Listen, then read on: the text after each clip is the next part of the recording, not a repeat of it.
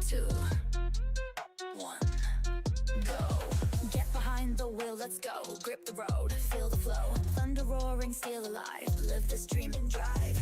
Tires burning with gasoline. Push the limits, chasing green. One shot, don't slow. Go on, we'll take control. Engines scream alive tonight. Blazing past the red line. Outrun the night, won't lose this fight. Follow the road, red line for show. We're chasing taillights, don't let go. Under the stars, we'll go so far. This is who we are. Chasing taillights. Chasing taillights. Chasing taillights. We're chasing taillights. The miles they fade, but they don't die. Faster now, the hours fly by. Sweat and gears, hearts in sync. On the edge, on the brink. Clock ticks down, stakes are high. One mistake, we kiss us goodbye. Don't slow down, we're not done. Finish line for the strong ones. Engines scream alive tonight. Blazing past the red line.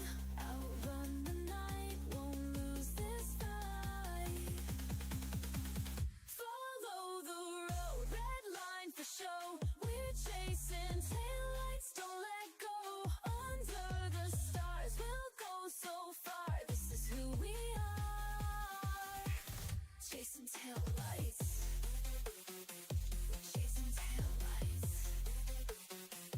Chasing taillights. We're chasing taillights. Feel the rush, see the goal. Every second, take control. The world blurs, time won't wait. We rise, we fight, we accelerate. 3, 2, 1, go. Follow the road, red line for show. We're chasing taillights, don't let go. Under the stars, we'll go so far. This is who we are. Chasing taillights. We're chasing taillights. Chasing taillights. We're chasing taillights. Chasing taillights. Chasing taillights. Chasing taillights. We're chasing taillights. We're always chasing taillights.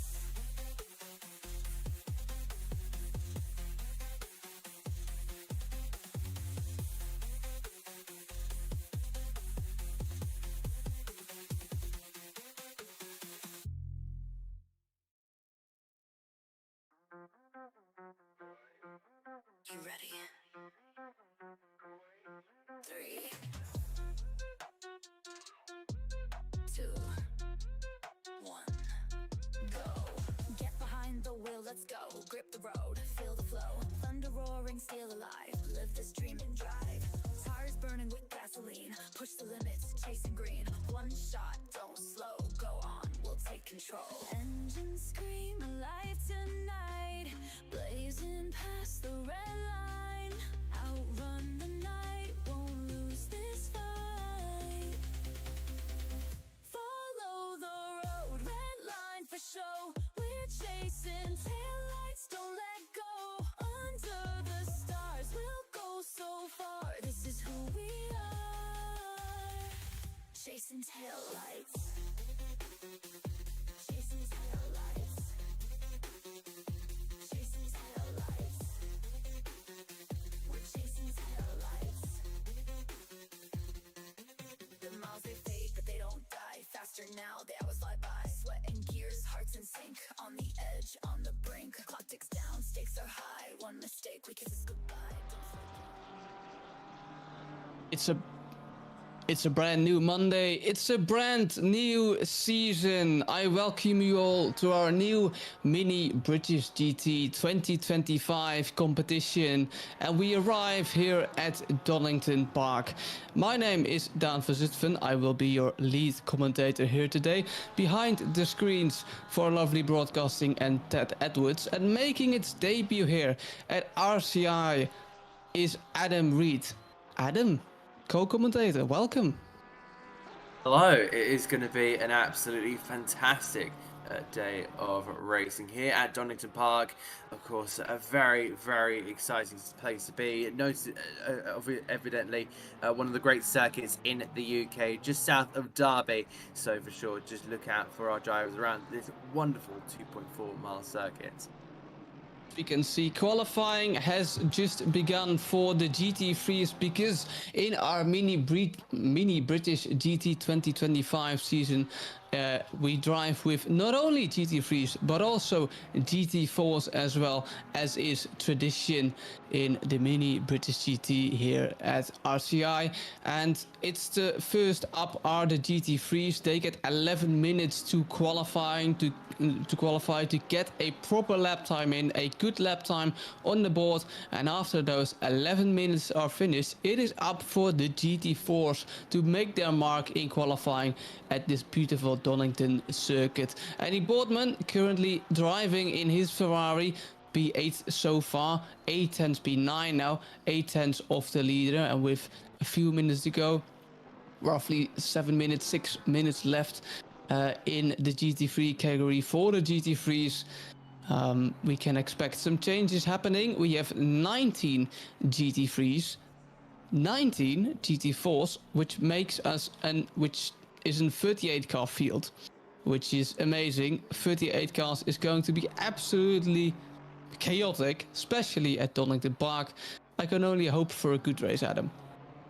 Yeah, it will be. Of course, it's going to be such an interesting dynamic with those GT3 and GT4s out there at the exact same time. But at this moment, the qualifying is solely focused on these GT3 cars, our bigger, powerful cars, being able to get a lap time on the board before our GT4s come out. There is Tobias Sontag, who will be in that BMW M4, a beautiful half black, yellow, and then of course white at the rear as well. Very interesting for the German driver as he plows his way down the Craner curve, one of the best corners in UK motorsport. It's very much rivaled up there in UK folklore and up there with the likes of Brands Hatch. Of course, these two being definitely some of the top. Another one that we unfortunately won't go to is Not Kill, but that's a whole different kettle of fish up in Scotland, which will be going nowhere near anytime soon with these GT3 cars. Yeah, quite tight with these GT3 cars. GT4s can do, but GT4s probably a bit too wide. Adam, if you're John Dalton at the moment, you're 8 tenths from the pace, P14. You only have 4 minutes left in qualifying. In a BMW, you have to get a better lap time in. What are you feeling right now? There's a little bit of a sense of pressure. You really want to be able to put yourself on the right foot. I think the yellow at some point, one of the cars having to jump back to the pits. I think that may have been one of the Lexuses during the middle sector, just off the old hairpin. As I said, going back to John Dalton's scenario, that the 899. It's currently in a bit of a difficult position. The BMW is known to be very, very fast on some of the European circuit, but not sure how well it's going in terms of the UK circuits. Of course, that usually this car has gone very well in the GT3 in previous years in the real life British GT Championship, won by, of course, this car. Actually won, well, not his exact car, but Century Motorsport had a BMW M4 GT4 and went on to win the championship with Dan Harper and Darren Leung. They of course gone off to do bigger and better things off into the European Championship team. But of course, this BMW M4 is going to hopefully put in a really good time around this circuit. We now look to Jordan Daly in the Aston Martin. Of course, a really, really nice car. I believe that is actually the base version, so of course not the Evo that is currently being run by the likes of ComTU and Beach Team around in the GT3 scene currently. Track is evolving. 27 degrees is track temperature. Now, normally the colder the better here. At a racetrack, especially for qualifying, there are tires on almost the middle of the road. Spectacular scenes here at Donington Park. But yeah, 27 track temperature, but still track is evolving. The more cars drive continuously as the clock ticks down, the more grip there will be on the surface, and the quicker the times presumably will be. Nicole Fox now improving her time in the Porsche being a popular car here in Assetto Corsa Competizione. In this mini British GT season, we have 1, 2, 3, 4, 5 GT3 Porsches, 6 actually. Armstrong is the last of the GT3s, if I'm not mistaken, that's driving a Porsche. So lots of Porsches here. I saw a Mercedes on top, not so. Ooh, that's nearly contact between a Porsche and the Aston Martin of Jordan Daly there. And this is Lily Armstrong trying to improve her time. P17 so far. Can she better her current time in the number 88 Porsche, almost running off the lap, in the middle of the lap, having a nice tow from a fellow Porsche in front of her. See what she can do here, while the final minutes for the GT3s are nearly done. Absolutely. There is Mercedes of Philip Breccia who leads the way, and he's looking at a very, very strong pace. Of course, the field looking very, very competitive. Our top 17 separate by less than a second, really just showing how incredible this entire 17 car field spread is for our GT3s. The number 25 there, Philip Breccia, going to try and hopefully close up the line here and improve on his time, 125.81, and does improve that, and goes to 2/10 of an advantage. The Mercedes driver very much in the flow of things, with a minute and 40 seconds left of our GT3 timer. Then into the scene will come those GT4s. It's going to be interesting to see how they'll adapt to the circuit, as here comes Niels Engelhardt, the number 992. Porsche goes right off wide as he tries to improve every single ounce of the lap time, but he'll pull over to the side and will not get another lap time. It will be P2 for the German driver. Lily Armstrong again, the American, trying to improve the time with the Porsche again, like we saw a lap ago. Currently 1 second, roughly 1 second off the pace, but 17 cars, like Adam said, in 1 second is extraordinary close here at Donington, especially in GT3. So this is Matt Malcolm in a GT4, yes, in a Mercedes GT4, ready to go out. The Scotsman, I was going to say the first going to be out pit lane, but there's a KTM of presumably Dorber, yes, Joey Dorber, who peeped just ahead of the Scotsman in his KTM. Lovely car, by the way, the KTM Expo. Incredible design. See how it does on Donington, on British soil here today. With 19 seconds left, can Marcus Hansel improve on his time? The German driver over the line, it was P6. He will stay in P6, and he will indeed, and I don't think he can get another lap time in, because in 2 seconds it's going to be time for the GT4s to put their first lap times on the board. See who will get that pole position, but for now, question marks remain, Adam. It does. There's still an interesting amount of cars heading out onto the circuit. Our GT3 are in fact done for the day, but it'll be time for the GT4s. And what's so interesting about this is, of course, it's going to be a freshened tarmac for our drivers here. We ride on board here with the KTM Crossbow. You don't really see these very often in modern day motorsports. I love them. I don't think you've seen. I don't think there's many at this moment in time. I'm not entirely sure about the European scene, but for British GT, it's not been seen for a while. I remember it being driven in Zandvoort 2 years ago at the ADAC GT Masters program, but it's just it's an incredible car. I mean, the design it almost shouldn't work shoot it. It's such an interesting car, but it's always fun to see. And probably Joey Darber has chosen the KTM not only for its looks, but this is obviously the Ginetta, if I'm not mistaken, a British manufacturer. Always nice to see the GT4, Ginetta GT4s in Assetto Corsa Competizione, because I'm not actually sure. Maybe Adam, you can answer that question, if they still race with those GT4s. Yes, they do.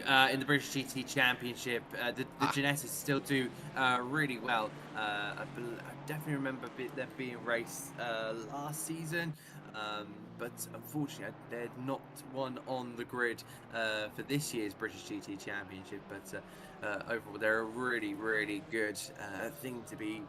Really good car to have in the championship. I don't know if there's a potential for them to make an Evo version, but their GT support series, like the British, the Ginetta GT 5s and the GT4s, the Ginetta GT Academy, and their Ginetta Juniors have recently got an upgrade to those cars. So there is definitely a potential. Maybe it might include a bit of research between now and next Monday for me to see if there will be potentially any upgrades on that current Ginetta GT4 to make it a bit more competitive and really try and get them up there with the current models that are racing around the British GT Championship. It's almost like they've kind of been replaced, because we've got the Lotus Emiras in the real life British GT Championship. So definitely, they've definitely flung onto the scene very, very quickly, looking fast, but just haven't had the luck this year.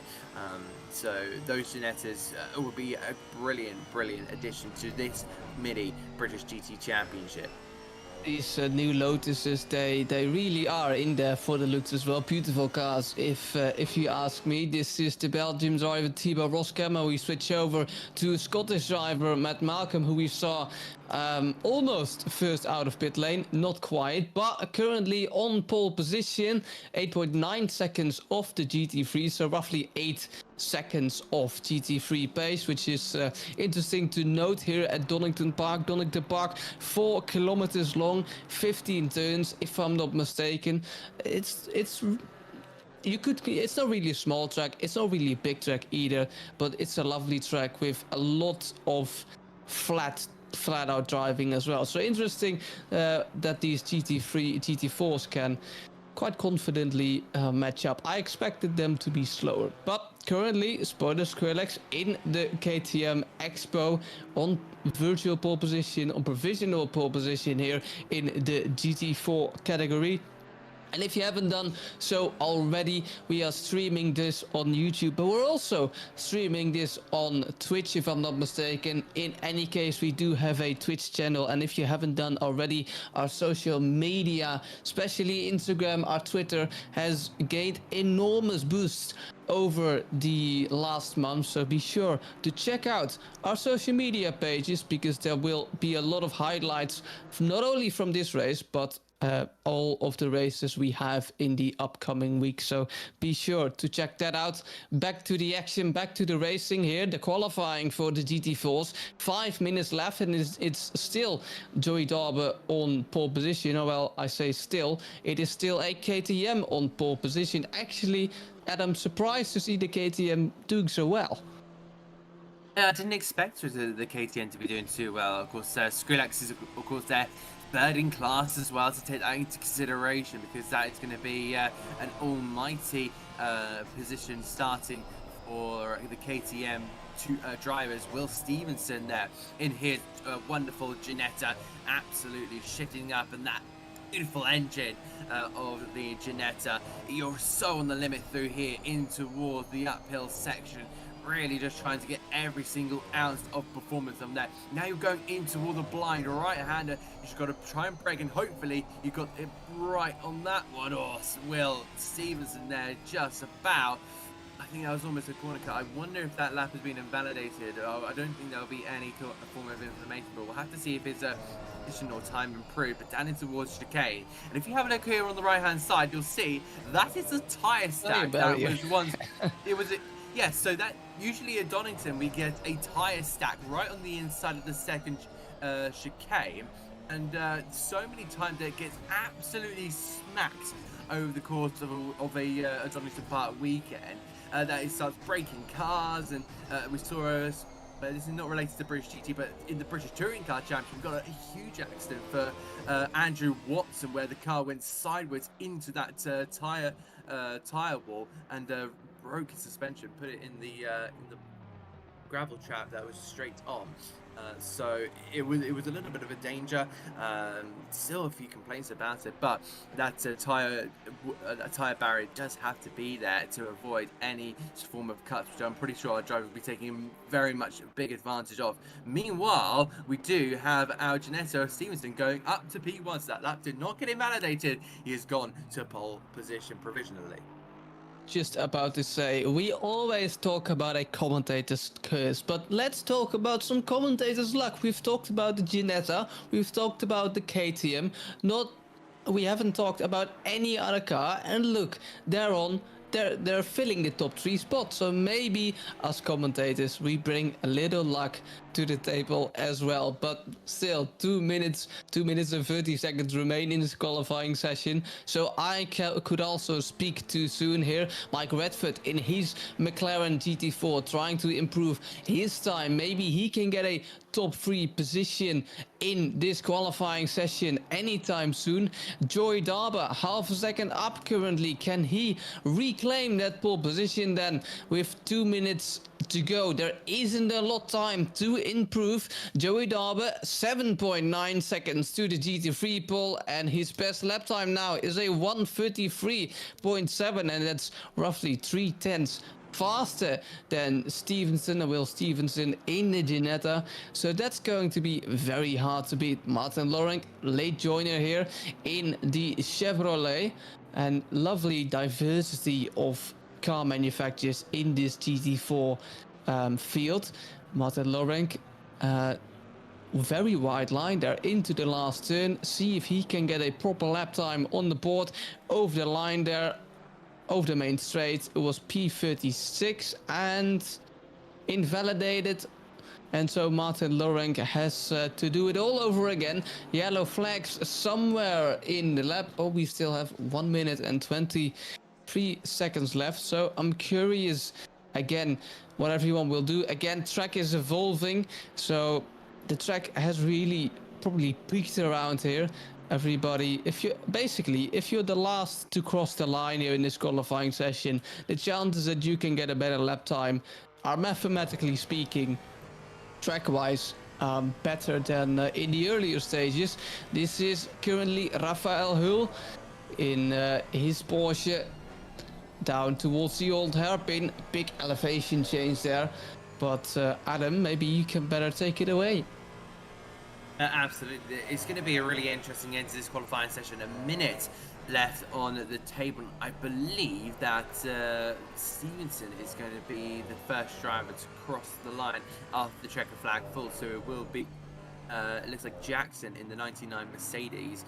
He will be getting hit one more lap here. We're over on board here with Raphael Hull in towards old hairpin. You've just shut the car in at a greater knot, and now you're climbing up the hill you go, and in toward the right-hander here of McLean's after Schwantz curve. Turn the car in, ride the outside, and then you head up the hill in toward that right-hander, blind right-hander of Coppice, and then you just try and head your way down the Bentley Straight with all the horsepower that you have, trying to set it up for the next sequence of corners.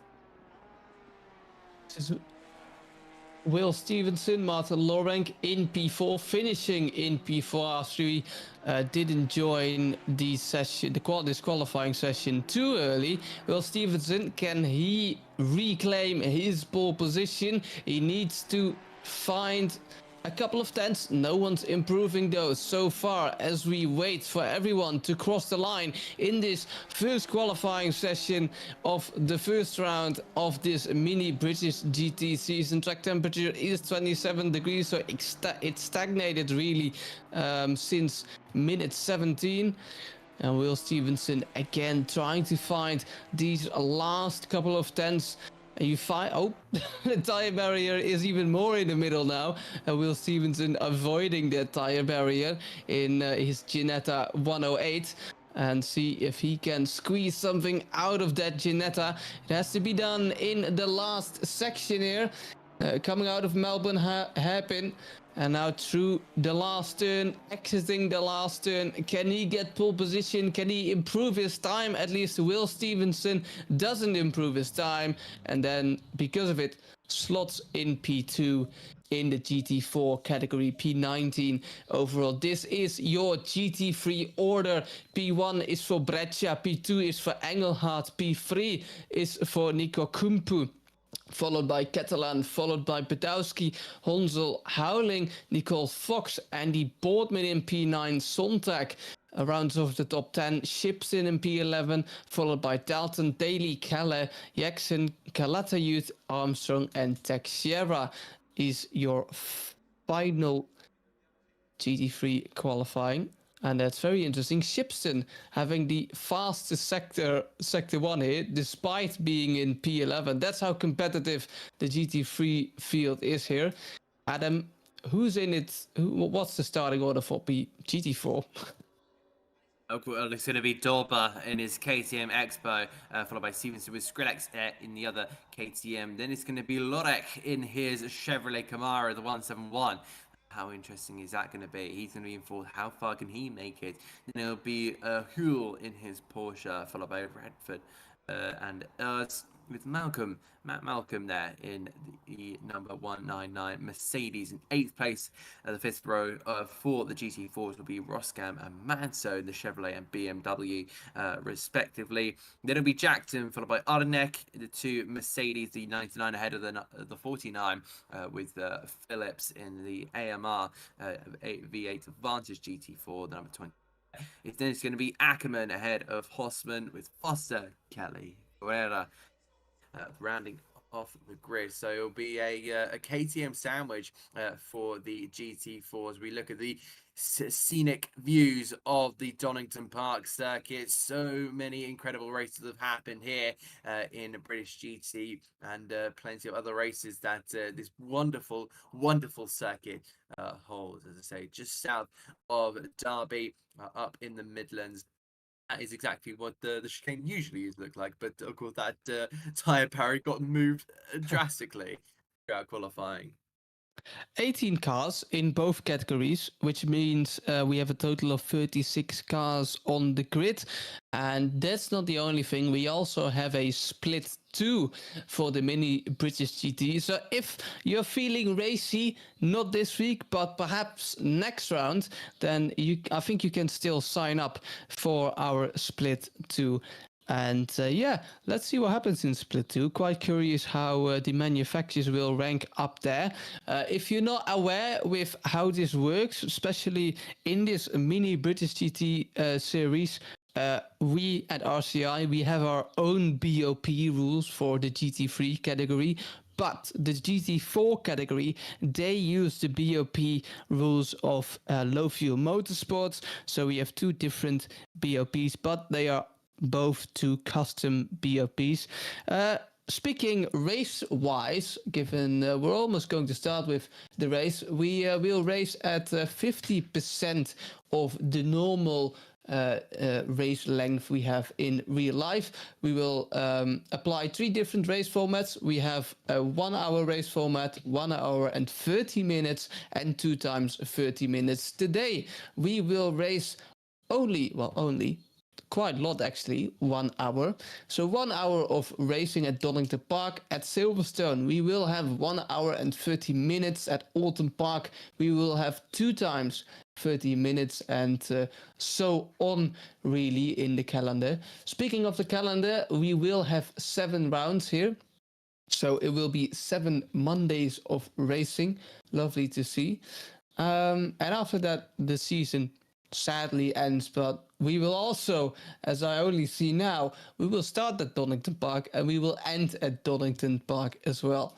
Quite interesting. But that's in more than 1 month's time. So we'll see what the end will bring us. We still have to focus on the first race of the season, which will also be held at Donington Park. Adam, we have 36 cars on the grid. What are your expectations? Well, definitely expect there to be a very competitive grid. According to qualifying, those GT3 cars was only separated by roughly about a second, give or take. Those GT4 should also provide some really good battling, but once they get in each other's battle, then it's going to really start to spice up this entire race, because of course there's a 10, maybe there's about an 8-second difference lap time wise between the GT4 and the GT3s. So very much expect after a couple of minutes, or well, I should say, yeah, after a couple of minutes, definitely expect them to start intertwining with each other, and especially if there's a lead battle going into the final 10 minutes, and then we see a pack of GT4s for the lead battle in the GT3 class. It's going to be unbelievable stuff. It's really going to be pick your time, and it's almost like a hypercars up against GT4, up against GT3s, but at a much kind of slower pace. We see this wonderful tracking shot through the grid for a wonderful drone shot. You see there, 25. The Mercedes up top, but the engines are just ready to get going. The drivers must be ready to get going, but of course it's still not yet going green. I don't know about you, Adam, but I find virtual racing liveries in esports, in whatever, as long as it's digital, far better than any real racing liveries, purely because, well, of course, virtual racing liveries don't have sponsor restrictions. You can make them however you want, however you feel. And I absolutely love it. Not only for the GT3s, but I'm sure we'll have some great liveries in GT4s as well. Important thing to note, obviously, with this 1 hour race, there will be a pit stop in play, a mandatory pit stop. You have to change your tires, and you will need to tank only 1 liter of fuel, which is interesting because now we can talk about strategy. How much fuel will you take at the start? Will you take a lesser amount of fuel and have a bit of a boost compared to everyone else who will maybe run with a full tank but lose less time in pit lane? I know there's this certain rule in Assetto Corsa Competizione that a pit stop standard takes 30 seconds. I'm not sure if that's the case here, so we'll just leave that open for interpretation and make the strategy aspect a little bit sensational. So yeah, again, strategy coming into play, but like you said, Adam, it's going to be probably a bit chaotic, especially because, well, we have 2 different classes, and I think for the GT3s, it's especially when they reach the GT4s, it's going to be some sort of endurance race type of field, because you have to you really have to manage your traffic. Yeah, absolutely, you really do. And you can also kind of play traffic to your advantage here. There's plenty of opportunities where you can maybe throw, if you're a GT3 driver, you could definitely throw a GT4 in the way of your opponent. You just have to be very smart. And we've already had a hit of the type. It's the formation hat, guys. Clearly, Incredible. The tire barriers aren't getting any love. Very similar to real life. I wouldn't be surprised if we see that halfway down to the Melbourne hairpin once we get halfway through the race. So they're now starting to form up 2 by 2, and we will have this rolling start at the season opener to the mini British GT Championship, streamed here on RCI, looms ever closer. Will lead the field down to turn 1 in Redgate, but can he maintain that lead as Engelhardt in his Porsche obviously will try to overtake that Mercedes right around the outside if he has the legs to do so. And when will the lights go green here at Donington Park for the first race of the season? The answer is now, and look at the speed that Mercedes has got on the straight. Engelhardt needs to look in his mirrors. We have Nico Kumbu there on the inside. We have Catalan Bedowski in the fight for P4 and 5, and look at Catalan on the outside of Nico Kumbu. Can he find a gap? None so far, and the Mercedes as well as P2 having a little bit of a gap. What's happening in GT4 then? A massive moment for a KTM there. Look at Noah Ackermann in her Mercedes. Oh, right around the outside of the Aston Martin. Spectacular start there by the Mercedes, Adam. It's been an absolutely superb start for a lot of our cars, but they're just trying to stay out of trouble for now. You see them going too wide through this section, but the main kind of thing to do here is just stay as you say, just stay there. It's Texera in the Mustang there. So I think we're just going to get a question during. Apparently with the new qualifiers, that's why we're getting the question here. So we're now having a GT3 here, diving in up the inside here and trying to make its way through the field. You can already see the speed advantage of the Bruno Teixeira in the number 11 Ford Mustang. I was not expecting that car out in this field today. He's now going to try and overtake Edouard von Herben, but in the first lap, it's still the Mercedes who leads in front. Ahead there is Andy Boardman in 7th there in the Ferrari. He looks trying to gain here on Nico Kumpu, who's not had the best of starts. It's Engelhardt in his Porsche also trying to manage these GT4s after getting spun. Oh look, and this will be a challenge for the lead probably in the GT4 category, as the Porsche needs to overtake the leading KTM, and therefore he was going a bit wide. Spodus Skrillex didn't have a great start. This is Will Stevenson attacking P1, attacking Joe Darber. Joe Darber had a little bit of a moment in T1, needing to choose for the outside, but now Will Stevenson almost 3 wide here. At least it was looking like it. And now Martin Lawrence in his big howling Chevrolet trying to of course, the Chevrolet having a really good top speed, and at Donington Park you can use some good top speed, and see if Martin Loren can use that.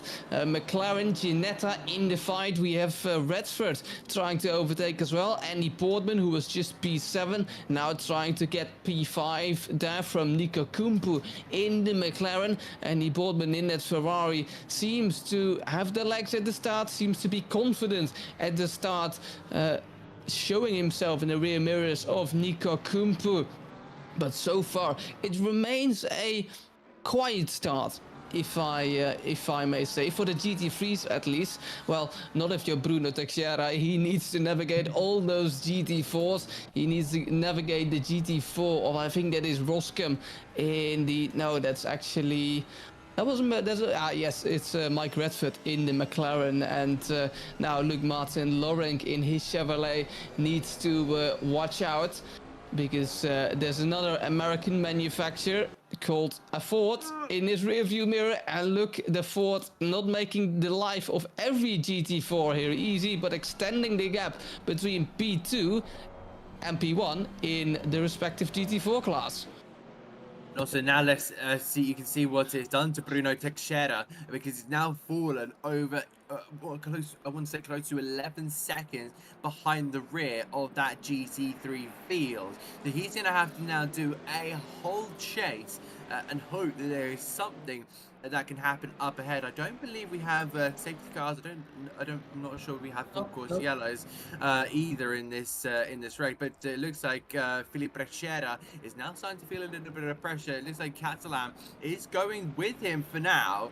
They head their way down the Wheat Cross straights and on towards lap 3 of this race. It looks like Catalan will take back that fastest lap. So trading laps in these opening stages. They head to Redgate. It starts to head up the hill, but then you solid out here for diving straight back down Hollywood and the Craner curves. Such a fantastic sequence of corner, but 7/10 between those two, Brescia and Catalan. I love the fact, as we have a race replay here, this is Raphael Hull in his Porsche. What happened to Raphael Hull? Did he outbrake himself? No, he got spun by a McLaren. Which McLaren it is, I can't quite say, but that's incredibly unfortunate for... it was actually Engelhardt. It was... Yeah, I see now. It was Niels Engelhardt who got spun around in his Porsche. Quite unfortunate by Nico Kumpu in the 256 McLaren. That's quite unfortunate. We have another race replay. This is Konrad Jetson in the 123 McLaren having some sort of incident. It's a 27 there. McLaren getting tapped there. The 27 of Nicolas Keller. So some race replays coming through here from some incidents at the start. Another race replay here. Will Stevenson. This is probably the moment for the fight for the lead. Will Stevenson coming down, Craner curve down the inside. Very brave for the Ginetta to hang around the outside. Just a little tap between the KTM and the Ginetta. And look at Martin Lorenk closing the gap to Joey Darby. Lorenk always being fast. Actually surprised not to see him in the GT3 category. And look, there's a battle for P3 going on. Mike Redford and the Ginetta of Stevenson. Will Stevenson battling it out for the top 3 spot, and Mike Redford actually makes the move for P3. And now the Ginetta has to look in his front mirror. And, well, there's not actually a front mirror. You have a front windscreen. But Mike Redford, again, battling for P3. Again, this is another race replay. Aaron Jackson in the 99 Mercedes, tapping around another Mercedes, the 199 Mercedes. That's unfortunate for the 199. And again, a race replay for the 199. Probably a bad rejoin. Will it be a bad rejoin?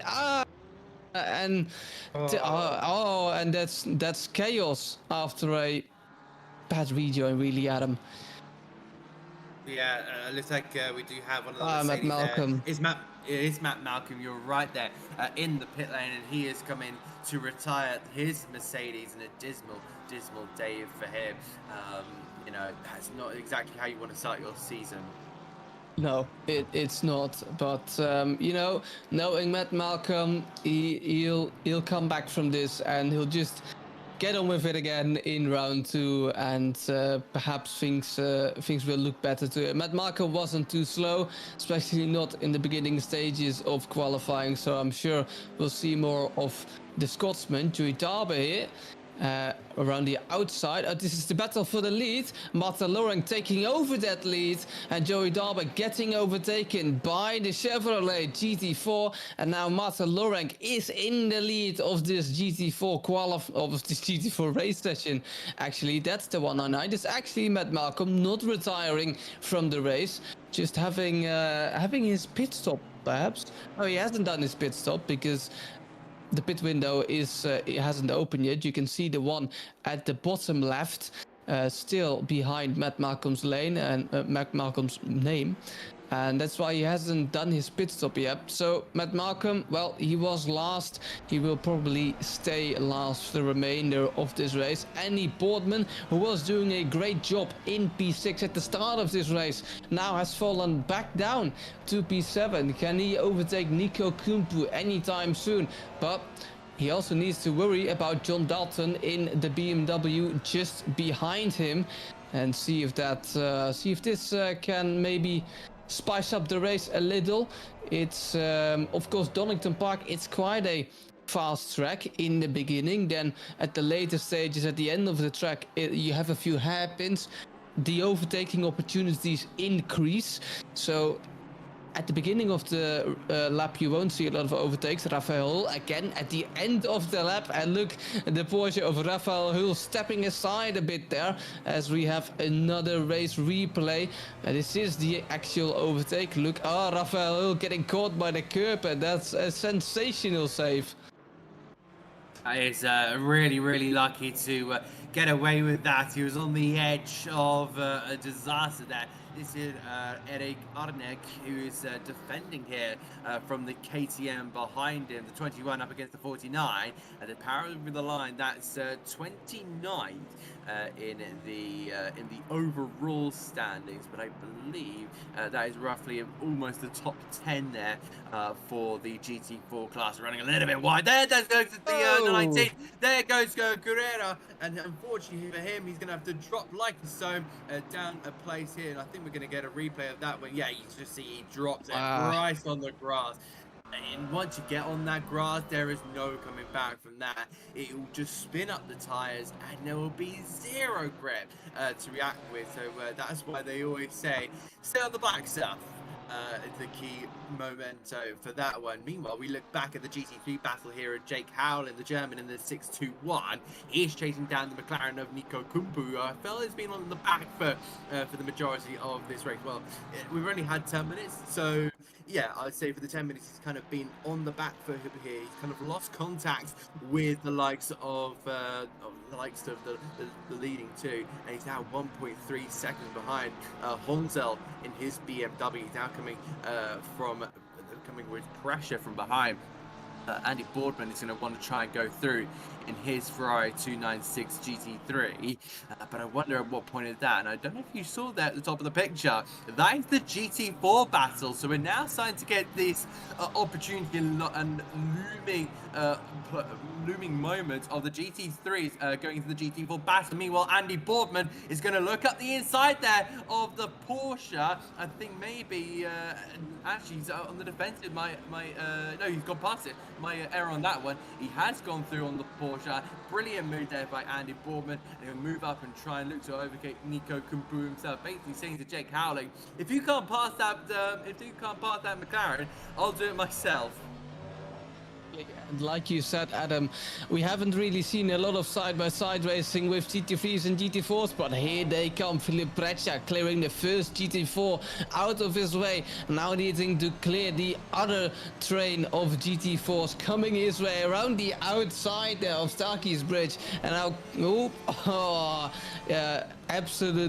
it's absolute traffic hour here at Donington Park. Diego Catalan needing to take some evading action in his Porsche, but this is great. This is great to see GT3s taking it up against those GT4s, needing to lap themselves, needing to clear the traffic, which is always interesting. This could either way go very well or very wrong for some GT3s and GT4s. Oscar Guerra in the 19 KTM battling it out with the 91 Mercedes, an overtake move you like to see. Oh, that's a huge moment for the number 19 in the KTM, but he does make the move stick, and that's all that counts really. Spectacular move there by the Spaniard Oscar Guerra for I think it was P33 overall. Marcus Honzel in his BMW trying to overtake these GT4s, the KTM of the Spaniard there. And look at this, GT4s and GT3s trying not to make their independent lives. Oh, an incident there for a Mercedes and probably a Porsche. Was that related? We'll see in the replay. This is Diego Catalan, who was in P2 and has now fallen back down to P3. So what's happened here? Diego Catalan, two Mercedes colliding and taking Catalan with him. But I must say, Adam, the Spaniard there was very lucky. I think they could have ended much worse. He is a very, very lucky boy, Diego Catalan. He'll be absolutely furious behind the helmet of that Porsche, I believe. This is Nicolas Keller. He's already been involved in one in replay. Oh, and just diving up the inside.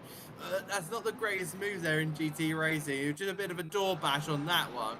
They know move back to this battle. We're getting a bit of a couple more replays here. This is Eric Arnek, who I think was involved in this. Yeah, get the punt there from the Mercedes, and then just clips there Catalan, and that is why he'll be absolutely fuming. But this is what I wanted to focus on.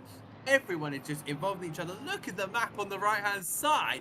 It is just an absolute cluster of GT4s and GT3s. Arnett is going to have to allow past the, I believe, Nissan going on through. If so, sorry, it's Alexis, my error on that one. It is Alexis going through on that one, and you just see how much the traffic just trying to really find the spaces there for the GT4. You're just trying to find a space where you can just about lift off the throttle and then let, of course, let the GT3s through. So it's very much a game of chess every single time you get in this scenario, and there's been some absolutely superb battles. Another replay. Our director's been on fire with these replays.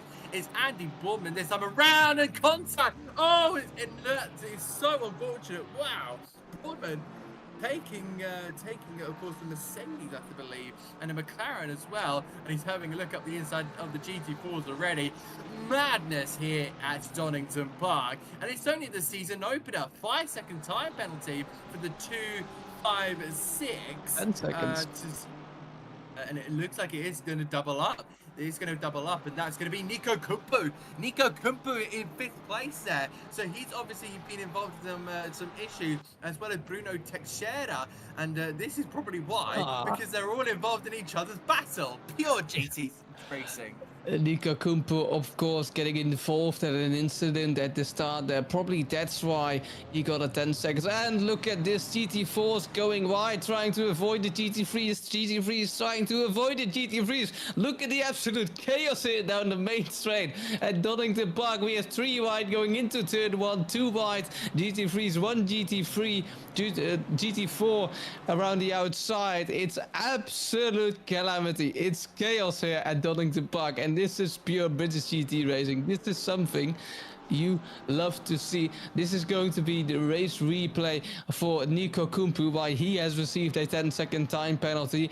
You can see Rafael Kumpu is the McLaren behind the black McLaren there, and he's going to spin up a bit too early, but he was going to spin Niels Engelhardt around in this Porsche, an incident we've seen earlier today. The 200 also got a penalty, I hear. Not sure who we have also Bernardo Teixeira in the Ford GT3 with a 5-second penalty. And look at Niels Engelhardt trying to clear these Porsches, trying to clear the GT3s down the inside in the chicane. Is that a wise move? He's going to try it either way, Niels Engelhardt. And look, Andy Boardman can maybe have a sniff, but there goes Carlos Calatayud, the Spaniard, trying to overtake these 3 cars. And this is 3 wide going into Melbourne. How is this going to play out? It's not going to play out very well, but Niels Engelhardt making it out alive. Everyone making it out nonetheless, even though it didn't look the cleanest of racing. Carlos Calatayud, the Spaniard, almost getting tapped around there. Oh, that's Andy Boardman going wide, needing to squeeze himself the Mercedes between a GT3 and a GT4, and he makes it stick, overtaking Andy Boardman for P16 here, and now having a BMW in front and a Porsche in front of that. We have a race replay of all the chaos here, going 3 wide into Melbourne. Look at this, Andy Boardman getting touched, the Mercedes getting squeezed in the middle. I'm out of breath, Adam. It's such a great race replay here. Carlos Calatayud again. This is Andy Boardman overshooting the corner. Yes, he does. Getting touched by a Mercedes. That's why he went wide. That's why the Mercedes could benefit. And look at this. Oh, we haven't stopped yet. Andy Boardman almost spinning out Carlos Calatayud, the Spaniard. And there's a GT4 who can almost keep up with the GT3s because of all this fighting. And they're obviously going to lose time, but we don't care. We only care about the lovely racing here that's commencing here. We have a DNF. The number 19, number 23, not in the serve anymore. This is Ackerman serving his penalty. So first actual pit stop. Pit stop, obviously. First planned pit stop of the race done by Noah Ackerman, and we're still going with the chaos. Lovely. We are. I was about to say, in the midst of all that chaos, we need to give everyone a sticker that says "I survived Donington Park," and just send that out to everyone, and then just say they can just stick it on their simulator screen, just to say they could survive the absolute melee that was Donington Park. Andy Boardman, anyway. Back into the pit lane here. Is he serving a pit stop? Of course, we won't get the notification until that 1 mark there you can see on the side of everyone next to the number. Until that goes into green, that means they have not served their mandatory stop. So Andy Boardman trying to get out of the way, I'd say, of all the traffic. Now, if he does get to go out very, very soon, and there you go, he has served his mandatory stop, he will be in front there. Our leader in the Mercedes. So here he is, Philip Brescia, and if you have a look very, very far in the distance, there is that Ferrari. So that means he has made a pit stop. He will be in so much clean air. Look at the clean air that Andy Boardman has to deal with here. He is going to be in an absolute dreamland compared to what he was feeling 5 minutes ago. You can just see it goes all the way up to the likes of Coppice there and on towards Bentley straight through. He's got so much time to go. And even then, we're going to start seeing pit stops very, very soon. It kind of depends on what the starting fuel was for some of these drivers. Did they go on were they starting on low fuel? Were they starting on high fuel? Meanwhile, Niels Engelhardt in the Porsche 992, he's looking to take a move here. There's a couple of GT3 just up ahead, including Keller and Armstrong here. They look to try and negotiate a GT4. There's 2 of them as well. The 777 there of, I believe, our leader in that GT4 class. Look how close there Jensek is getting in the 123 BMW. He's going to go through on the 777 of Joe Dorber. So Dorber very much getting absolutely swarmed like a pack of peas on the run up towards the right hand, but he seems to be safe for now. I mean, now look at this main battle, of course. Look at that gap opening between Brescia and Catalan. That's up to 9 seconds. This is a replay because I think Andy Boardman's had a mistake. He had down and towards Melbourne hairpin, and he just looped on his own. He has. He's just looked it on his own. I think he just put TC down to 0 and thought he'd run with him. It hasn't worked. And he'll drop behind the Mercedes. Unfortunately, he has so much time on the table, and he'll try and gain that back up, but that will be a very, very difficult task to do. The clean air is gone. TC was off momentarily there, and Andy Boardman not finding the clean air doesn't doing him any good, and TC is in, as you can see at the dash, the traction control is turned to 4 now. Now the GT4s are out of the GT3's way, and the race can dial down a little bit more. We have live stewarding here today, and some of the incidents has just come in. Nicolas Keller trying to fend off Engelhardt there, but we have a 5-second penalty for car 11 for aggressive overtaking in the danger zone. We have a 10-second penalty for car 256. That's obviously Nico Kumpu for avoidable contact. We have a race replay here. Carlos Calatayud, the Mercedes, trying to overtake the Ginetta, and that's a little bit of contact. Ginetta wanted to turn in on the Mercedes, but just saw the Mercedes coming into the corner there. We have a 10-second penalty for car 200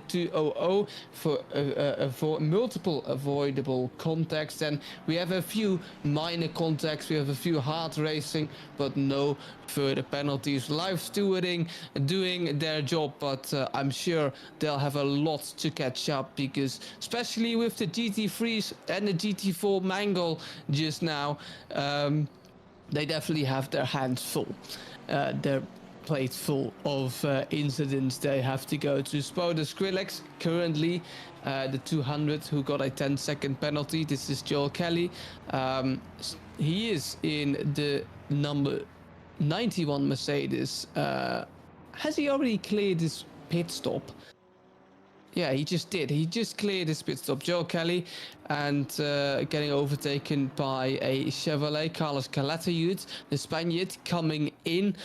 We see him a lot here at RCI Racing, and it's no different here today. He's there but he's currently in pit lane, trying to get that pit stop out of the way. I keep confusing penalty with pit stop today. I have no idea why. Currently P6 John Dalton, P7, P6. The display is trying to decide where John Dalton is. And John Dalton, for anyone who doesn't know, normally when you're in no man's land, you have 10 seconds over the car in front, 10 seconds of the car behind. You're not in no man's land, you're in the John Dalton zone. But John Dalton isn't in the John Dalton zone so far. He's driving in P6, and 5 tenths up ahead is Honzel in his fellow BMW. Let's see if John Dalton can overtake that fellow BMW and see if he can come out as the best BMW in this first race of the mini British GT season here in 2025. We can see a Mercedes GT3. That's the backmarker car. That is Carlos Calatrava, the Spaniard who we just saw, the number 30 Mercedes. And well, we've almost had 30 minutes of driving, and I must say, I must catch your breath, Adam, because a lot has just happened in these first 30 minutes-ish. Yeah, absolutely. I don't blame you for that one, to be honest. As I said, there's been so much chaos, so much to kind of rack your brain around here. We are on a board here with Nicholas Keller. Keller's looking to go for a move here on the number 88 Porsche. They think their way into the chicane. It's just almost such a random number generator if you spin through there, but they're really just pushing the limits here all around this Donington Park circuit. Again, Nico Keller is really starting to push those limits, but I just don't know if those tires are going to hold on more. They come through into that last corner there of Goddard and power their way down the main straight here, a weak cross straight. This is the battle for very close to the top 10. Of course, the top 15 in this championship will be getting points in both classes as well. So if you're in the top 15 of your GT3 class or the top 15 of your GT4 class, you will be getting points, starting off with 34. We've already had 2 to give out, of course, because we had Joe Dorber, who was on pole position. He was handed out 2 points, and then we also have Mercedes 25, who is there you go, Philip Brecha, a name that I still need to get my head around. He is our pole sitter. He'll be getting 2 points in that one. Diego Catalan, of course, taking the fastest lap so far, so he'll take an extra 3 points for that if he can finish in that top 15. But here we go, the GT4s are starting to get a little bit squirrely through here. I think that's Andy Boardman getting his way through here, but this looks like a superb battle. Yes, it's far down the field, but we now see a Porsche there. That's Hostman coming into the pit lane to serve his mandatory stop, but this is a tough battle here between Arnek, Foster and Skrillex. These 3 cars, all different manufacturers, are having an absolute tussle of their lives, and the Mercedes is just going to etch in front here with Martin Foster just sitting in behind in towards Old Hairpin. They go a little bit wide there for the McLaren, and through goes the KTM crossbow. A good move from Skrillex, and there through goes the Porsche. That's the 44, I believe. So I don't think that's going to be that's definitely in the top 11 for sure. A competitor who's trying to hunt his way through the field and try and get a good result there. But there is Eric Arnek. He will let through the Porsche.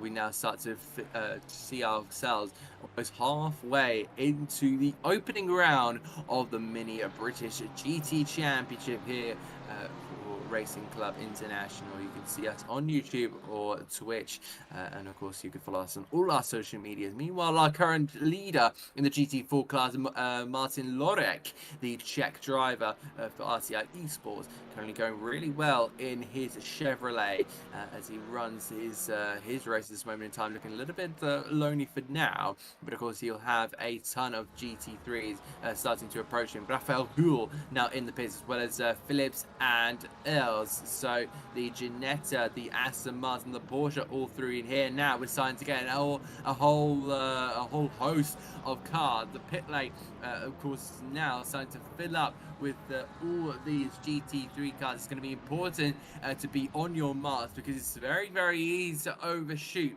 your box here, especially with it going downhill. You should be a bit more firmer on those brakes. Honzel Kumpu in the pits as well. Jordan Daly as well in his, I believe, the McLaren. Correct me if I'm wrong. Aston Martin, my apologies on that one. But there you can see out comes Raphael Huhl in his number 21 Porsche. And he'll head on towards Red Gate and head round for another lap. Let's have a look and see what's going on there at the likes of Melbourne, Hairpin and Goddard, because there's an absolute pack of cars through there. Overall, these guys have been really going well. The fuel's still looking pretty high on some of these cars, but of course, we do have a penalty there. So a stop-go penalty for the number 49, an in-game penalty given by them. So I believe that they will be in the pit lane for now. More cars fighting out here. Is that Jordan Daly and his Aston Martin, and Eric Arnek is just having a look right behind them.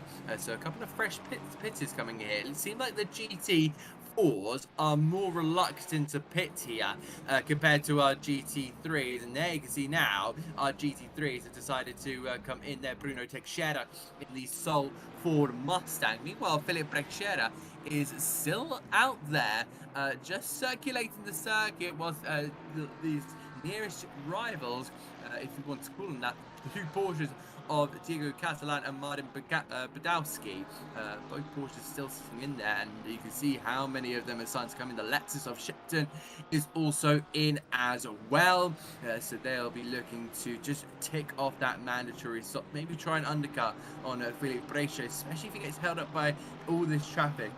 You can see how much there is from Goddard's down towards where Philippe Brescia is now, but he'll swiftly move on past the Mercedes, and then of course he's got that Porsche up in front of him with tick over half race distance. And I wonder if he's going to now just come into the pits knowing that he's got so much traffic in front of him. If he pits now, he'll be in clean air, he'll be ahead of everyone else, and I think he's going to follow exactly what I've done and exactly what I've said, and he will make that mandatory stop.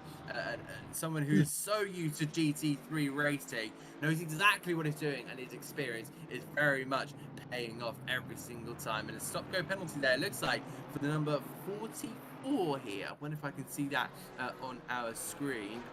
That will be Martin Foster. So we saw him earlier on in the battles in that McLaren GT4 field. He's also got one, as well as Eric Arnek, who is serving his penalty right now in the number 49 Mercedes. Meanwhile, looking pretty good up top here, so Dalton and Keller now still need to make mandatory stop, but let's see what John Dalton can do in the 899 BMW, because he's then much clear space for this moment in time. Stop go penalty cleared for one of our drivers. I believe that was Eric Ardenek as well. So still Martin Foster still needs to serve his. Dalton there through the right-hander, and a 5-second time penalty for the 99th. 10 seconds that's become now for Jackson in his Mercedes. He was running quite high there. I think mid-pack in the GT4 class. Aaron Jackson, that is. So he's now going to hopefully just make it into the pit lane and just take them off immediately. P4 provisional for Aaron Jackson. Like Adam said, he still needs a bit, so he will fall down the order like the GT3 current GT3 leader of John Dalton. But Aaron Jackson receiving a 10-second penalty. Sporter Skrillex also receiving a 10-second time penalty. This is the race replay. This is the reason for the penalty of the number 99. And we've seen this before coming into Melbourne. 199 getting spun around, and that's with a 10-second time penalty for Aaron Jackson. Another race replay here. This is actually the same one. Furkan Hosman, the Turkish driver, getting spun around. This is indeed the 10-second of the 15, thank you, for the 199. Not great from either drivers. Niels Engelhardt now in. Oh, we have a drive-through for speeding in pit lane for Joey Darber. The race leader gets a drive-through, speeding in pit lane for Joey Darber. This is not a live stewarding penalty, as that the cosa competizione detects when you've gone too fast in pit lane, and that's why Joey Darber has a penalty for speeding in pit lane. Incredible here for Joey Darber. He was in fact not the race leader. That's Martin Lorenk. Settings had to update a bit, but he will lose his P2. Will probably fall down somewhere around. Ooh, stop and go 30 for the Frenchman Nicolas Keller. Why? I'm not so sure, but we will find out probably soon. Extreme speeding in pit lane, I hear. So incredible, absolutely incredible here. Penalties just coming in almost out of the blue, especially when the pit window sort of opens. We don't have an official pit window, but this can happen.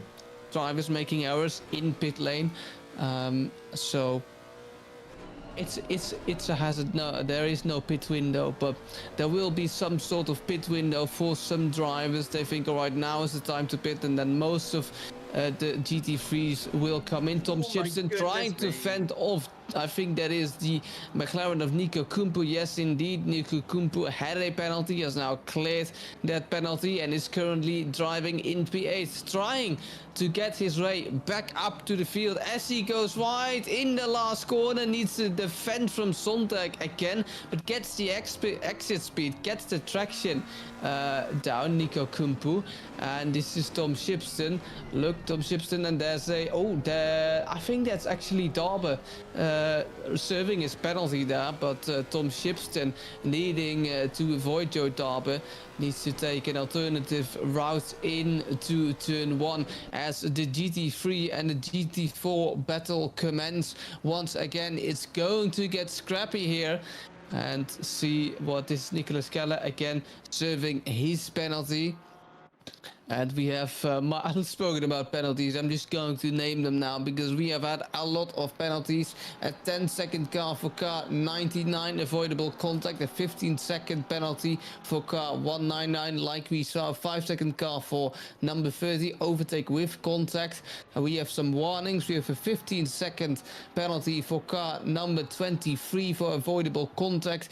For a 10-second for car 49, not holding brakes leading to avoidable contact. We have a 5-second penalty for car number 314, a 5-second penalty for car 19, and that are all the penalties so far. There are more incidents coming through, so we'll keep you posted on the live stewarding. This is Lily Armstrong trying to make her way around the GT4s, around the outside of Melbourne, that is.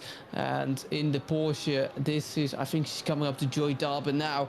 After that drive through, Joey Darber had to serve, and she can actually probably, the number 88, overtake Nicole Fox in the number 314 Porsche, because Nicole Fox has a 5-second penalty, like I just said. So Lily Armstrong trying to keep herself in that 5-second window with 22 minutes left. And as the race dials down just a little bit, not too much, because there's a lot of going on still, because Philip Breccia in P25, I think he will reach the GT4s again at some point in this race. Philip Breccia driving dominant here. Catalan, he might have the fastest lap, but Philip Breccia is the fastest man on track consistently. A gap of 10 seconds to P2 is extraordinary, especially with 21 minutes left, as track temperature is still 27 degrees, so that hasn't changed from compared to qualifying. And what also hasn't changed is the dominance of Philip Breccia. Philip Breccia being a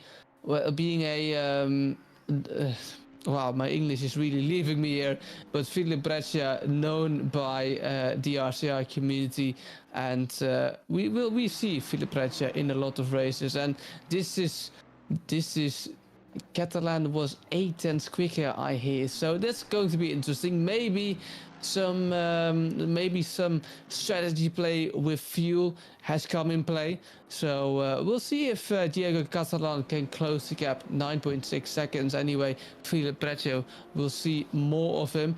Last pit stop here for Spoda Skrillex in his KTM Expo.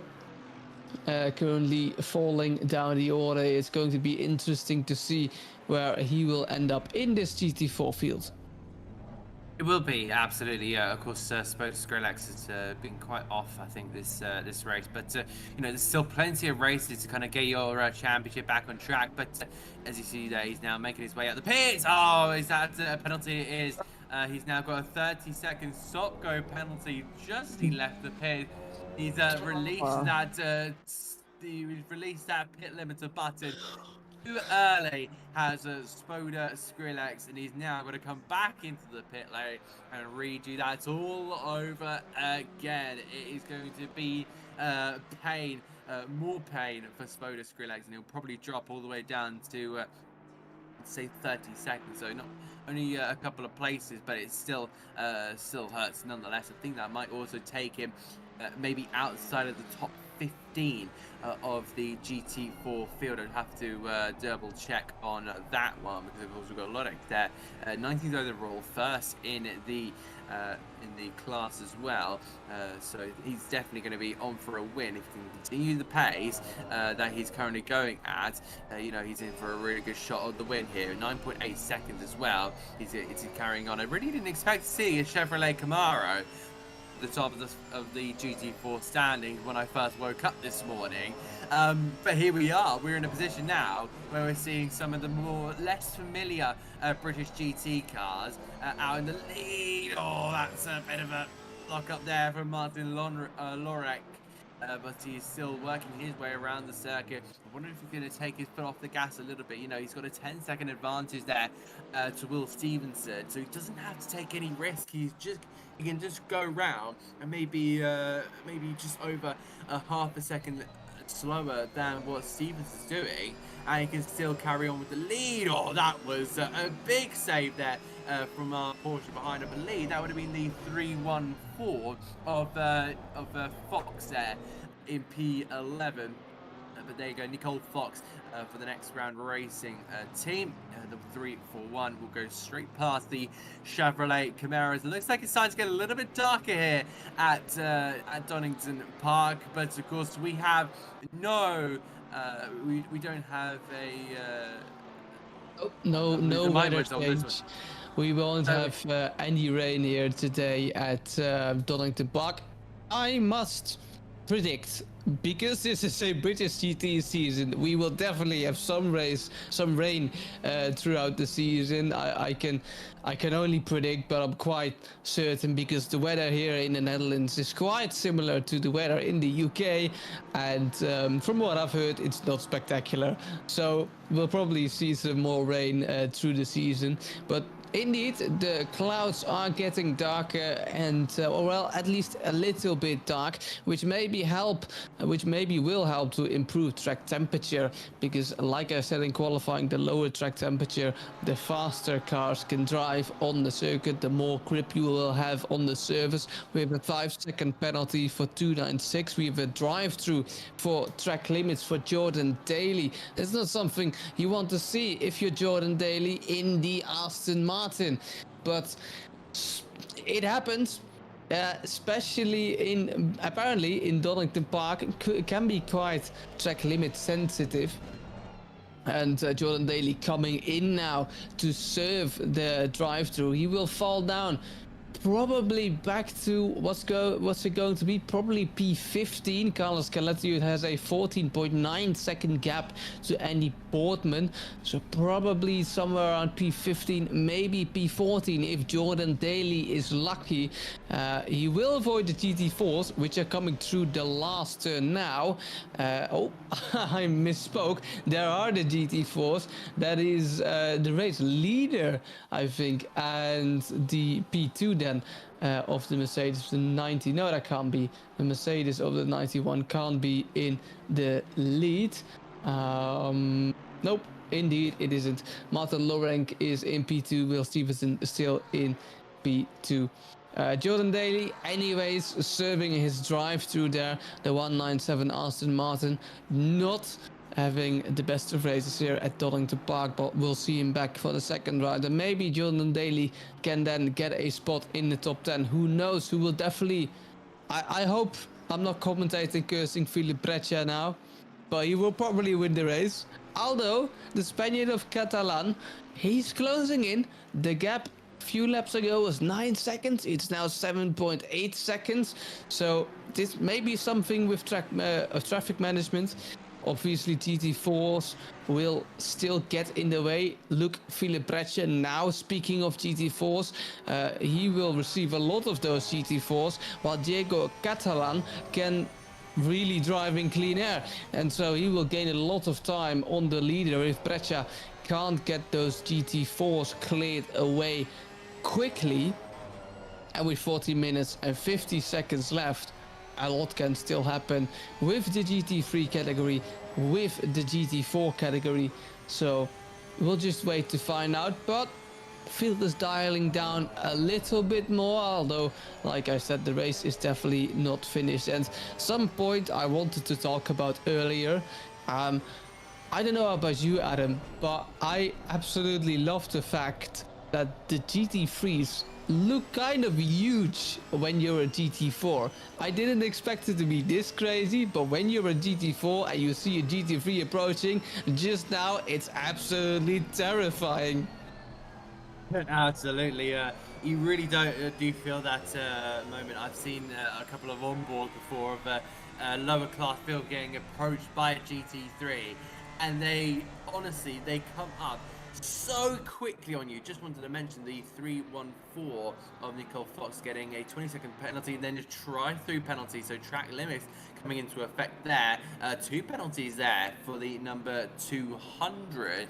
I'm pretty sure we've covered that in previous penalty, but Nicole Fox will be into the pit lane. But yes, there is a spoiler Skrillex as well. Another penalty for the Austrian driver.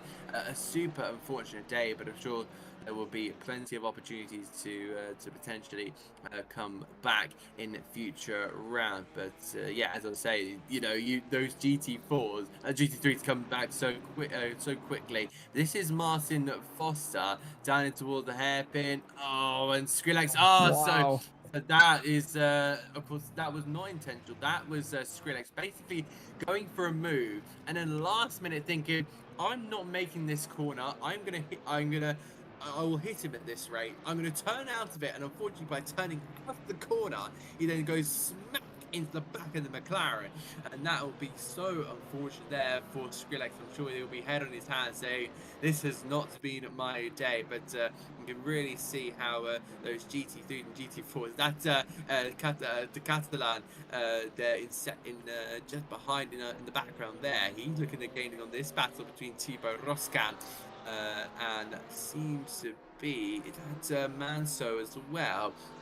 Not quite sure on that one, but it does look like these two drivers are really gunning at it here, with running on board with Diego Catalan. He's 7.2 seconds behind Philip Breccia, so I think there's still a fire in his belly from early when he got absolutely wiped off by GT4, just trying to get his way through. But there's the BMW of Manso. Manso will allow him to give him space there, and he will just try and slide on through. As I was saying earlier, the circuit seemed to be getting a little bit darker, but of course usually there is a curfew at every UK circuit. I'm sure there's plenty of European circuits, but for this one we don't have to regard to the curfew, so that's going to get absolutely thrown in the nearest dustbin, and we get to just go on racing for the next 11.5 minutes. Alexis has been mentioned a couple of times here, but let's have one more mention. Tom Shipton currently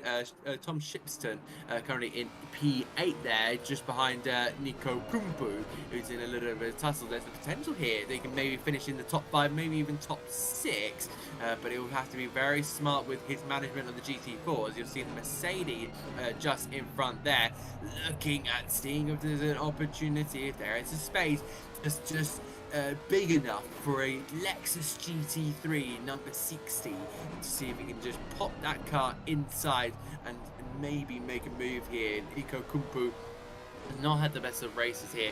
The Finnish driver, I think, has definitely got to have a bit of a reset on him as he now looks to try and defend his position. But it'll be really interesting to see how Kumpu will manage the situation, because he's going to try and go for more points here and try and overtake Jake Howling in the number 621 Porsche. But he's also got, as I say, Tom Shipston behind. So if they start a little bit of a tussle there between the Porsche and the McLaren, and the Lexus is just going to gain a chunk amount of time onto the back of this battle, and then we'll be able to potentially join in and slide through.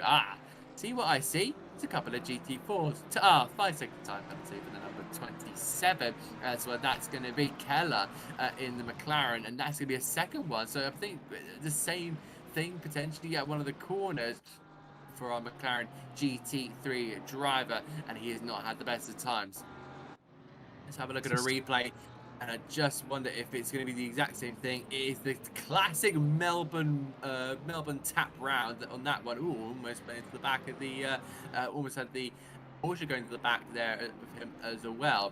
But with all the penalties I've been given out, I don't know what I'm watching. Am I watching Donington Park in Centro Corsa Competizione? I'm watching track limits around F1 25 Qatar. Nico Keller now going side by side with Bruno Teixeira. Teixeira to turn in. There's going to be a bit of a door back.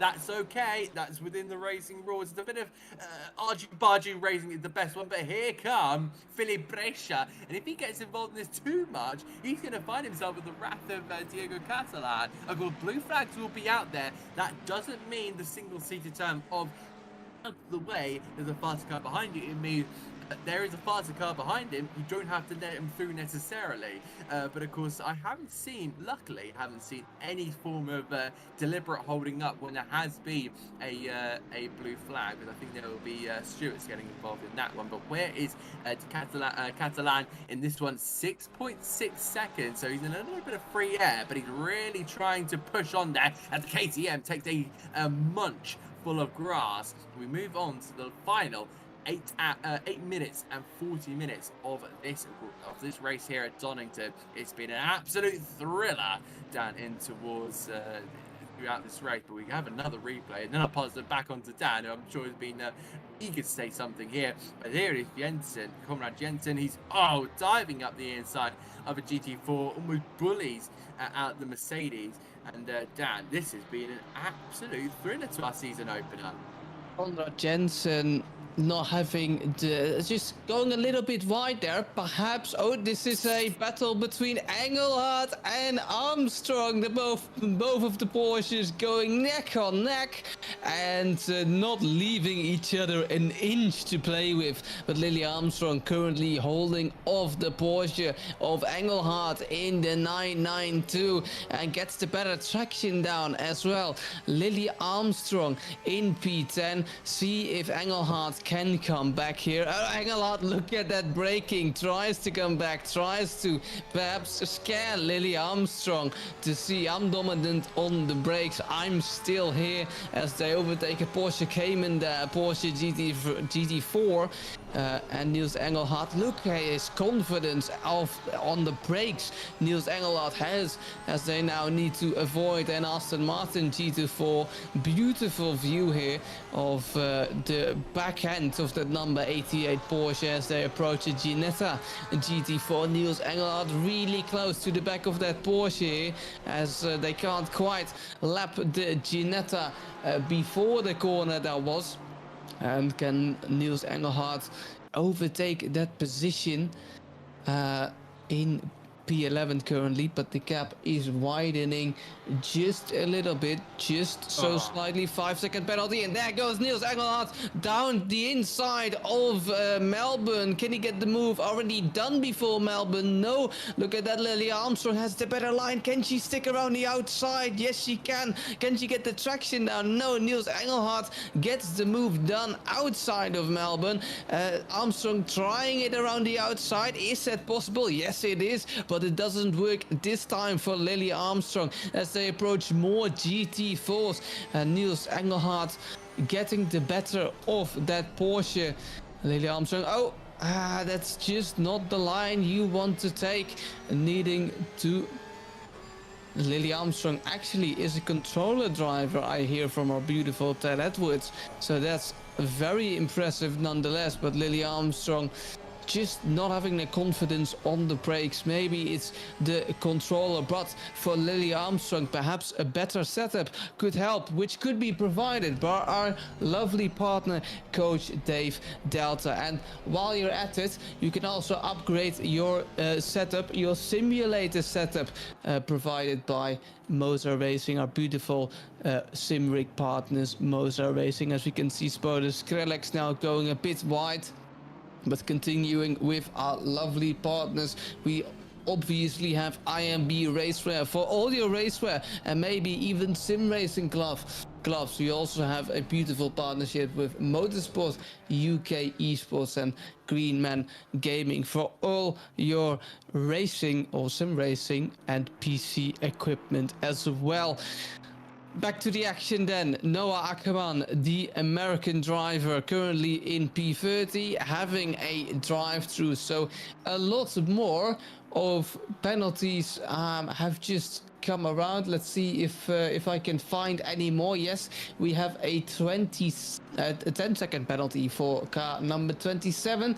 We have another 10-second penalty for car 49, if I'm not mistaken. We have a 5-second penalty for car number 44, and the rest is minor contact or hard racing. Tom Shipston in the only Lexus trying to overtake the Porsche of Howling there. Porsche needing to avoid the GT4 there. Around the outside, they both go off the GT4 driven by Mike Redford and Tom Shipston.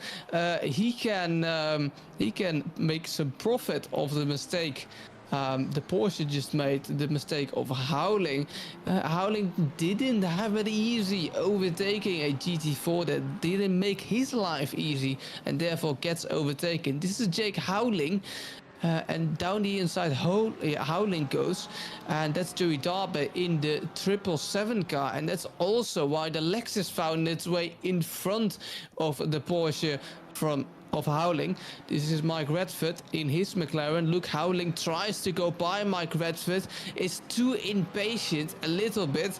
Look, Mike Redford says, no thank you, I'll block your way, and Tom Shipston can go right through up in P7. Someone who hasn't changed in position is Philip Breccia. He's currently still in P1, but Catalan closing 5.6 seconds. Is it going to be enough? I doubt it. 5 seconds in what is presumably going to be 2 laps left is nearly impossible. You'd have to get 2.5 seconds out of the hat. And, well, you know, speaking not as a magician, but in my honest opinion, you probably have more chances of pulling an actual bunny out of the hat or finding another 2.5 seconds out of the hat here at Donington Park in 2 laps time. I don't think there is a battle for the lead on the table. What about you, Adam? Well, I mean, I know that Philip Breccia is a really, really good driver, but of course you've got to hand it to a lot of them. We already saw the positions in qualifying where you know, everyone was so close for GT tabs, and Catalan again still with that fire in his belly, wants to definitely prove a point. Still 5.2 seconds. 3 cars now between him and his rival, but of course that won't change. Meanwhile, Jordan Daly further down the field in the Aston Martin, the 197, will be looking to try and potentially take a P12. He can just sit right behind these cars and then take a P12. But that's not how he wants to take it. He's a racing driver. He's a sim racer. Of course, he's going to absolutely go for a move if he sees one. And down the inside goes the BMW on the GT4. This is where he can potentially have a pop in. But look at that, the rear complaining as we now see Joe Dorber just getting in the way. There's the Mercedes. Where do you go? Where do you go? Where do you go? Daly there to the left-hand side and just hangs it around the inside. Meanwhile, Andy Boardman with his 5-second time penalty looking to try and get past Jensen, and he'll now just try and look to switch to the outside. Brilliant passing between the two drivers. Andy Boardman, super job and not quite on and Zek. They'll throw their cars now on towards the Bentley straight. We head on to this final lap of the race. There is so much happening in this race. Adam almost chokes himself to death. That's actionable.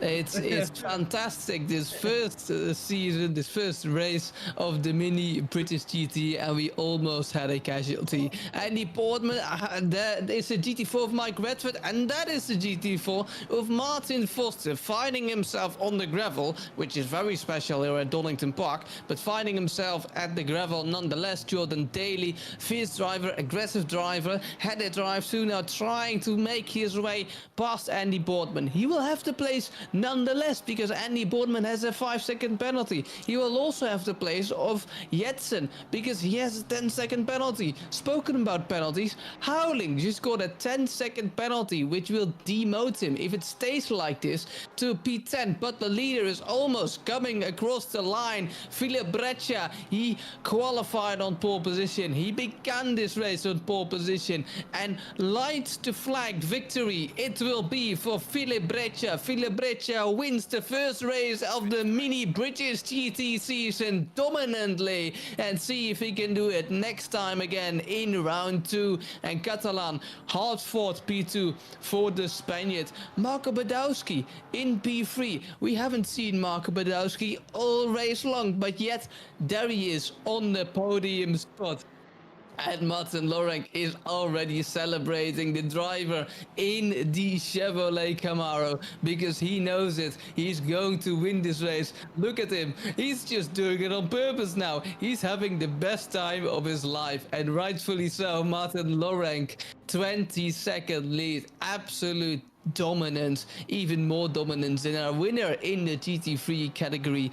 And this is Will Stevenson in his Ginetta GT4, who has fought so hard, especially at the start, to get his P2, and he gets it. A P2 it is for the Ginetta driver, and look, it's going to be Mike Redford, who we've seen in some GT3 incidents. Mike Redford getting P3, getting the final spot of the GT4 podium. We have a race replay here. Look, this is what I mean. Mike Redford finding himself in a bit of a GT3 tussle. Andy Portman is the cause of that tussle. And look, we could see Jordan Daly in the Aston Martin. And that's it. Everyone has finished this first race. Oh, Raphael Hull now over the line. Thibaut Roskam, the Belgium driver, slots in P23 overall. Eric Arnecke, the German, slots in P32 overall. And that is our very first race of the mini British GT season done. It's been fantastic. It's been absolutely chaotic. It has been. It's been a superb race and a brilliant opener for the mini British GT Championship. There are our final classification. It's going to be Philip Breccia and Diego Catalan. This is without the penalty that I might as well mention as well. Martin Badowski. I've been told in my ear it is actually with the penalties. So you can see Martin Badowski there in P3 ahead of Hunzel and Dalton with Nico Kumpu in his McLaren. Of course, it's Mercedes from Porsche, from BMW, from BMW. The sole Lexus of Tom Shipton coming home in P7. Then Jake Howling, unfortunately, there to fall down to 8th in his Porsche with Sontag in P9 and Niels Engelhardt in his Porsche rounding out the top 10. Andy Boardman in his Ferrari 296 GT3 will finish home in 11th, with Jordan Daly in his Aston Martin. Nicole Fox in Porsche, followed by Catalode, and then it will be Jensek rounding off the top 15. So he'll be rounding out the points as well. And it'll be Teixeira and Keller who will round out our finishing positions in the GT3. The GT4 will be Martin Lodek in the Chevrolet Camaro, winning this one out, with Will Stevenson in his Ginetta ahead of Mike Redford's McLaren as 570X GT4. Joe Dorber, unfortunately from pole position, he'll end home in 4th place for the KTM Crossbow. I'm sure that KTM will be back once again to try and maybe take another win in the mini British GT Championship next time around. It'll be Manto from Roscan from Els.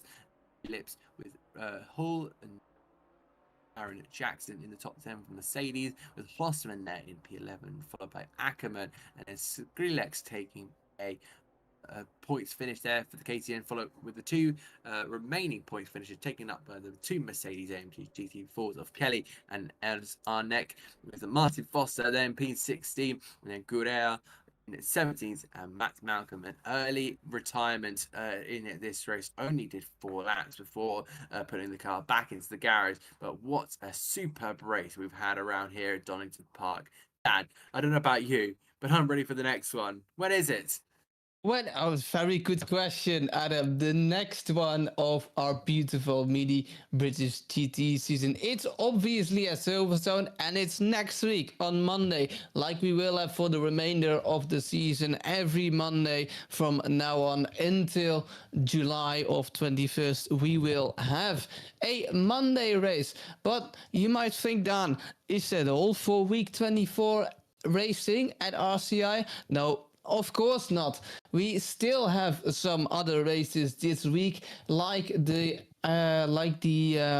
World Tour race, the 8 hours of Suzuka we will have on the 14th of June, and the next race in our RSS Endurance Series will be Road America in July 26th, but that is still pretty far away. And as we wait for the race results to come in. But it's been, like Adam said, a beautiful race here at Donington. I wanted to say Silverstone, that's the next race, but a beautiful race at Donington. We've seen a lot of action, and hopefully, maybe, just maybe, the race, the grid will continue to grow. We had 36 drivers here today. We have room for some more. Raphael, who I hear is probably ready for an interview. See if we can get an interview in, as Raphael has joined the box now.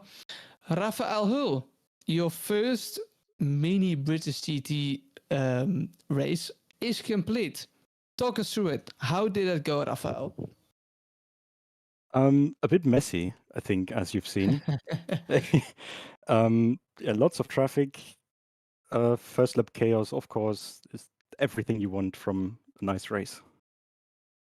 And are you satisfied with the result yourself? With the result, not too much. I mean, P9, I would have thought something better was in there. There was probably something in there, but there were a lot of fun. I think that was the main thing today. Not really looking at the points, but more having fun with the teammates, just laughing throughout the entire race. I'm very curious. We were talking about it, me and Adam, during the stream.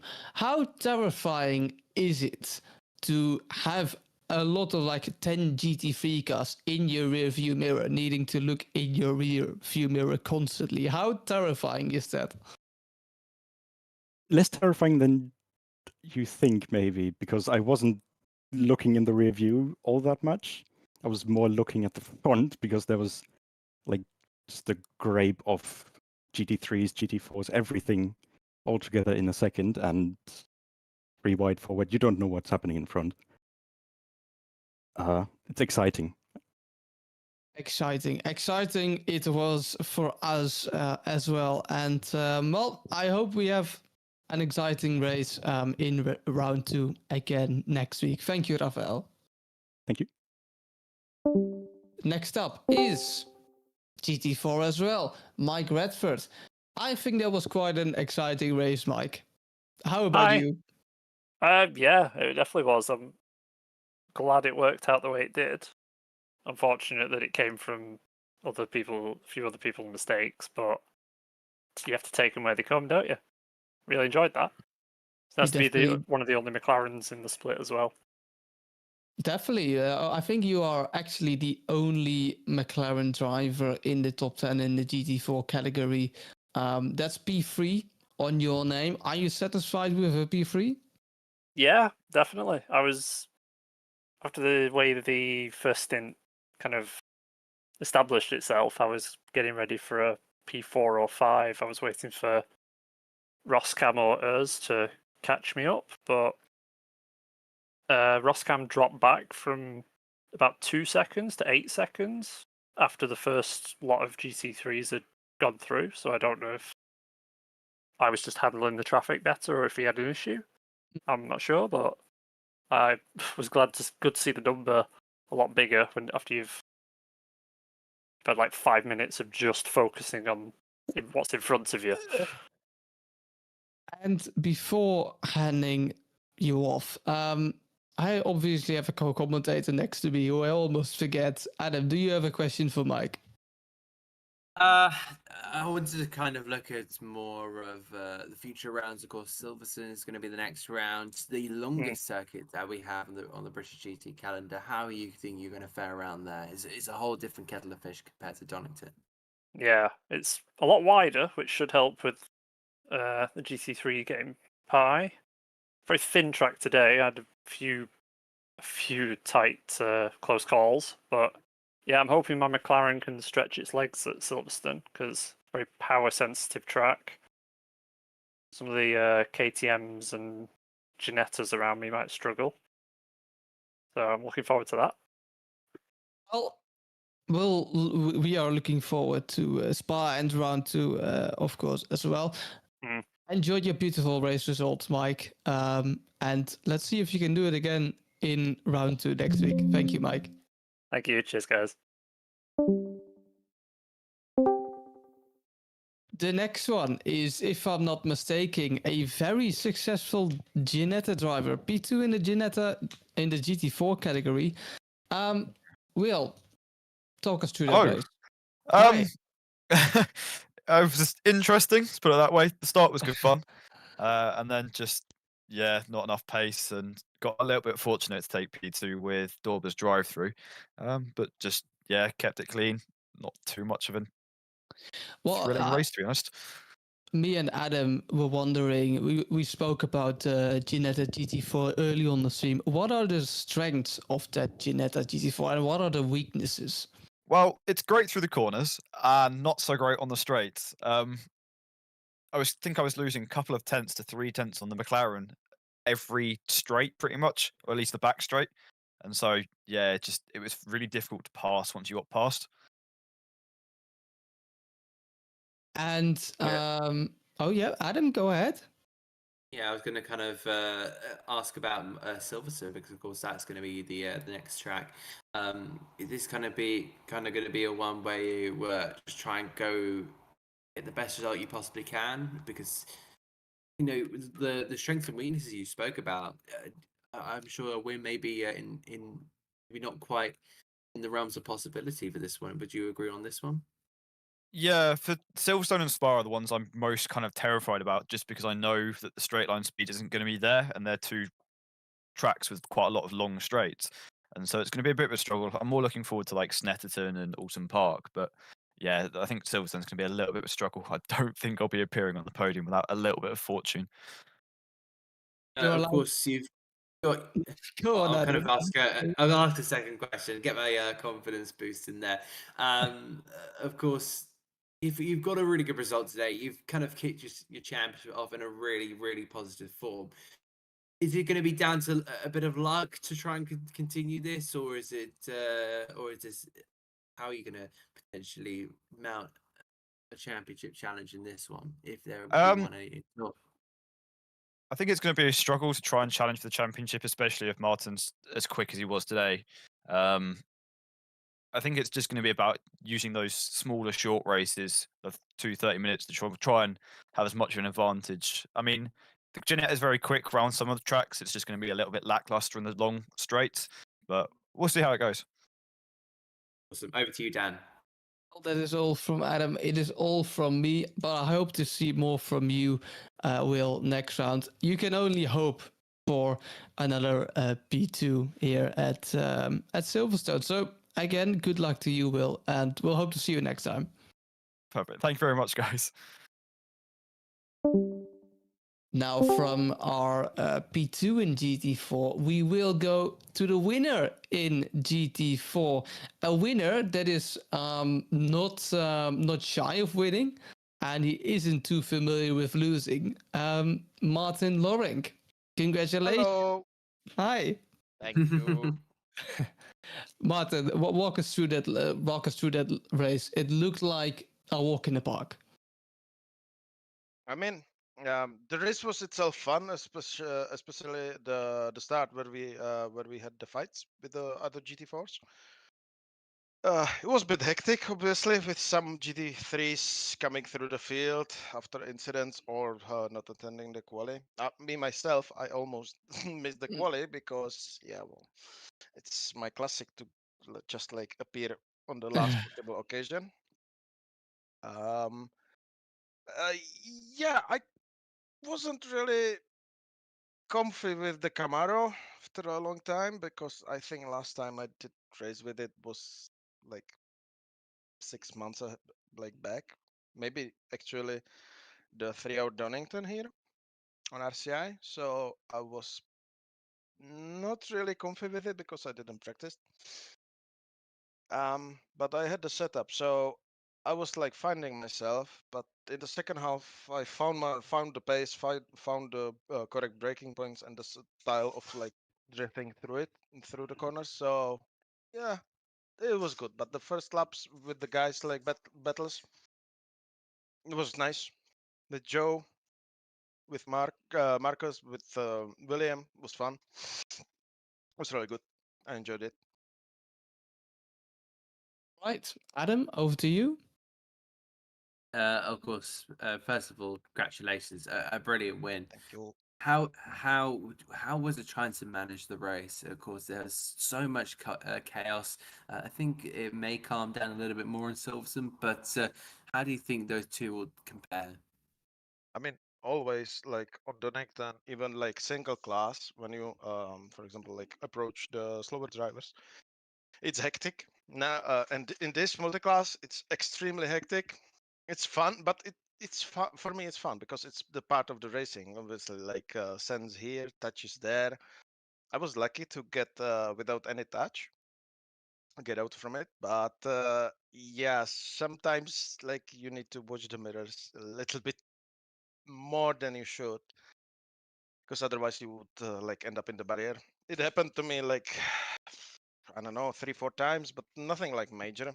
I was just flashing, but no, I didn't went off track or some contact. It was just fine. So yeah, today I was I would say luckier one. Shame that Joe got that drive-through for the pit limiter not working. Happened to me a while ago on the Maserati on Panorama. So yeah, I feel for him. But yeah, looking forward to the next one. Just one more from me. Sorry to butt in on you It's there, fine, Dan, go on. but of course we got the biggest race on the mini British GT calendar. Of course, usually it's called the Silverstone 500, but for this one it's going to be called the British 250. As I say, the biggest race that is going to be on this calendar. Had this win give you the confidence to go out and get a second on the bounce, give you a second in the biggest race on this calendar?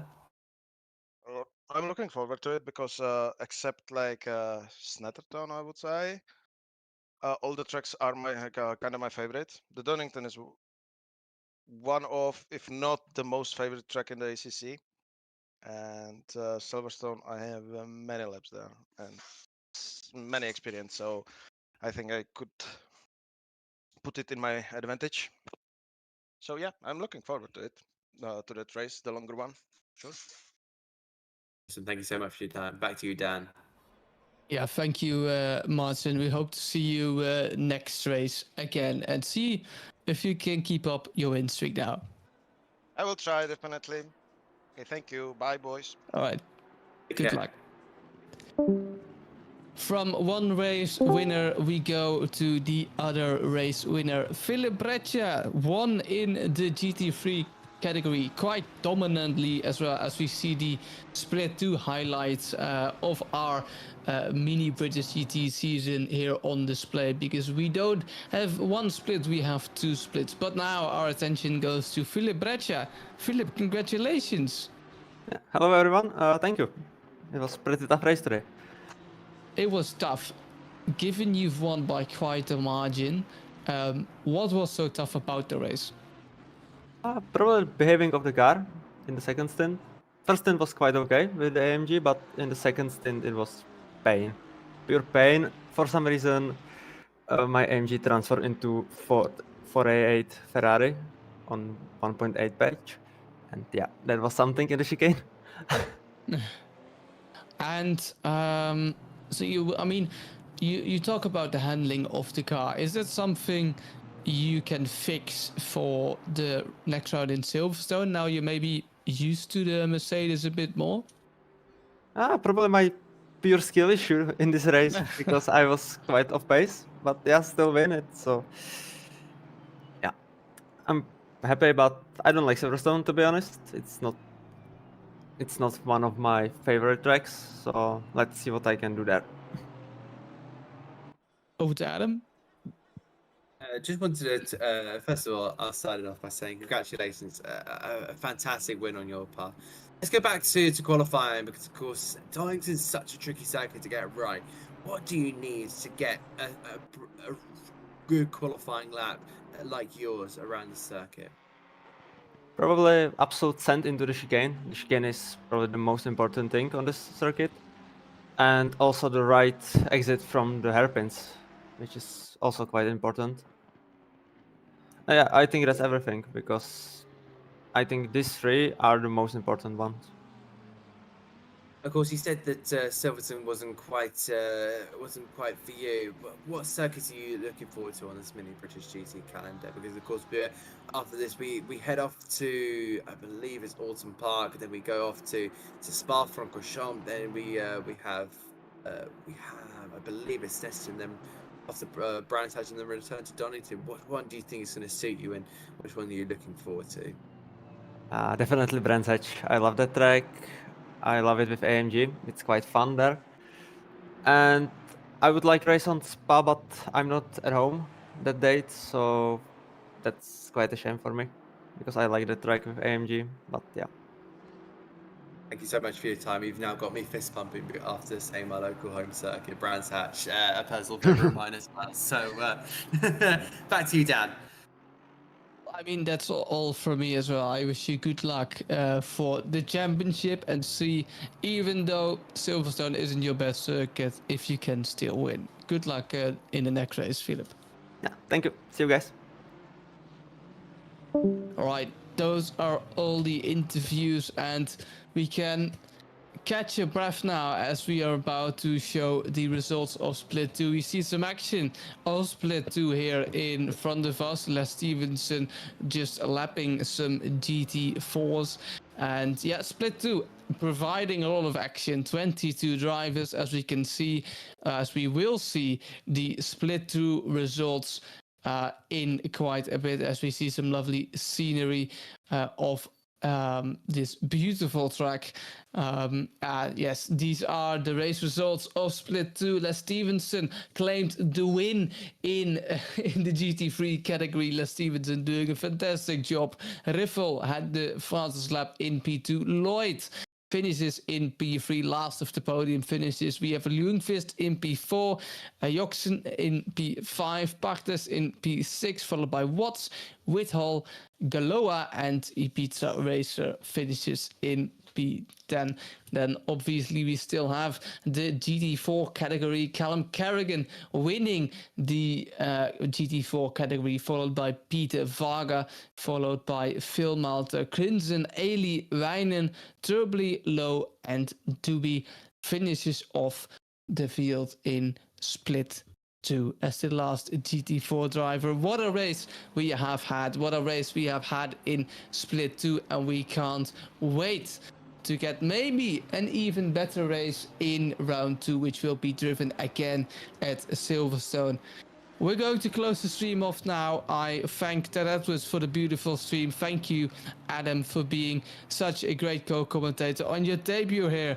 We'll love to get more of you, more of your beautiful commentating. And don't forget to like, don't forget to subscribe.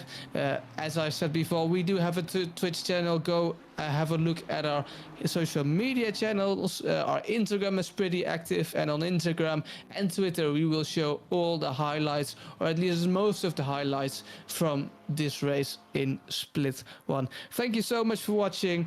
We'll be there next Monday at Silverstone. You ready? 3, 2. Follow the road, red line for show.